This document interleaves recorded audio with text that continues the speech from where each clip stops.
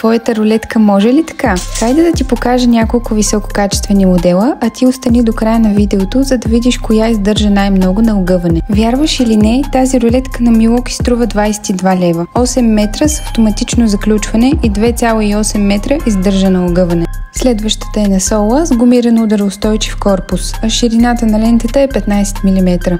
Има механичен стопър, както и кука за окачване на колан и е устойчива на огъване на около 2 метра.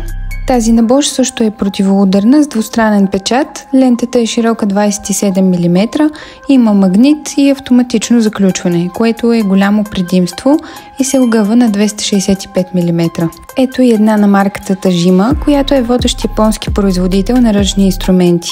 Корпуса е от гумирана пластмаса, има двустранен печат в бял и жълт цвят за по-лесна четимост, а ширината е 27 мм.